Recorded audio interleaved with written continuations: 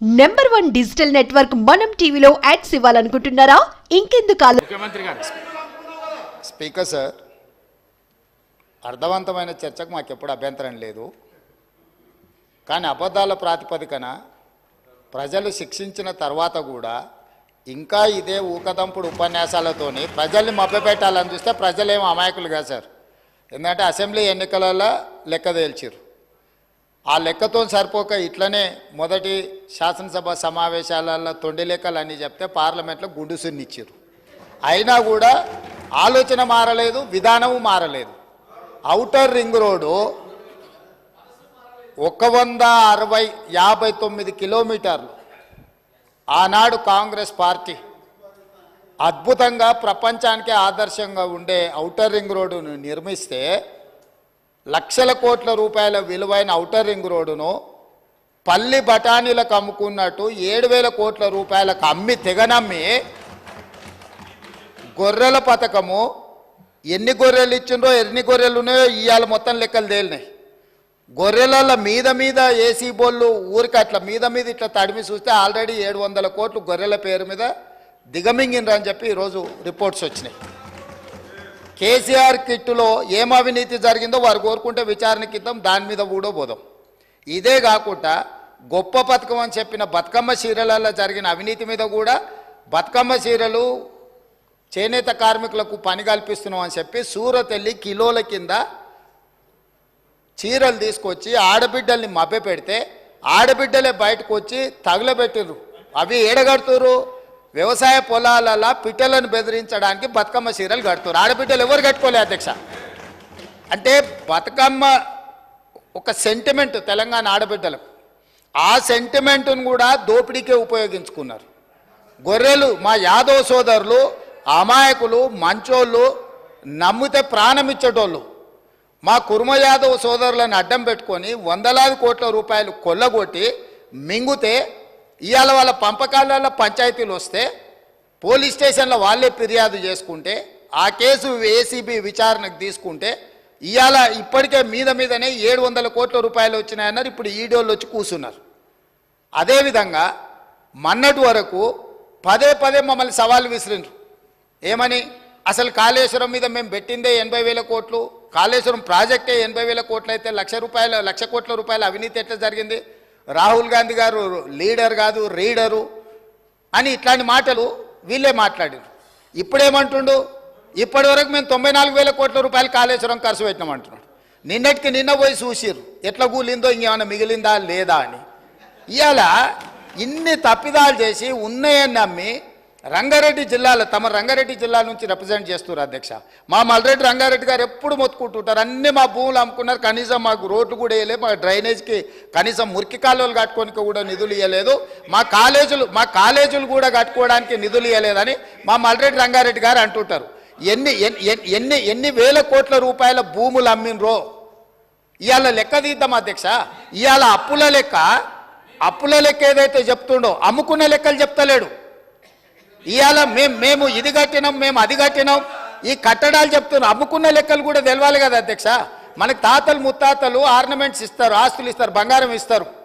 మనకి ఇంట్లో ఆడబిడ్డలకు ఉండనీక అని చెప్పి బంగారం ఆభరణాలు ఇస్తారు.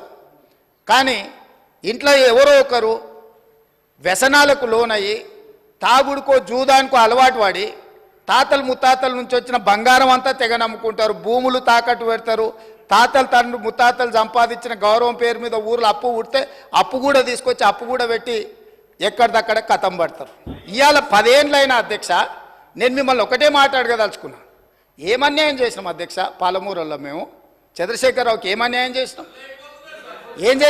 2009లో కరీంనగర్ జిల్లాలో అక్కడ ఓడగొడతారని భయపడి పాలమూరు జిల్లాకు వలస వస్తే వలసలిపోయే పాలమూరు జిల్లా ప్రజలు గుండెల్లో పెట్టి చూసుకొని భుజాల మీద మోసి పార్లమెంటుకు పంపిస్తే పార్లమెంటుకు పోయి ఇవాళ తెలంగాణ రాష్ట్రం వచ్చినాక మొట్టమొదట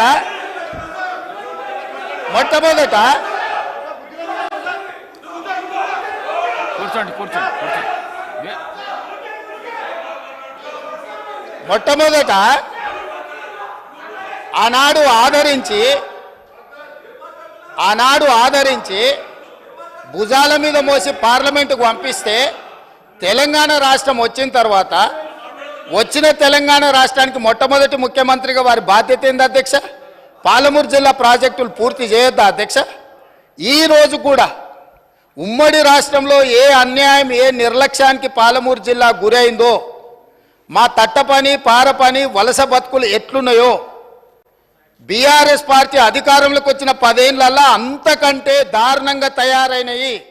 ఇవాళ 10 ఏళ్ల తెలంగాణ రాష్ట్రంలో కూడా అదే కల్వకుర్తి, భీమా, నెట్టంపాడు, కోయిల్సాగరు, పాలమూరు, రంగారెడ్డి, ఎత్తిపోతల, సంగంబండ, రాజోలి బండ, జూరాల ఏ ప్రాజెక్టు కూడా ఈ 10 సంవత్సరాలలో దాదాపుగా 17.5 లక్షల కోట్లు అప్పులు లెక్కలైతే 20 లక్షల పైన కోట్ల రూపాయలు ఖర్చు పెట్టినా మా పాలమూరు జిల్లా ప్రాజెక్టులు పూర్తి కాకపోవడానికి వీళ్ళ దుర్మార్గం కారణం కాదా?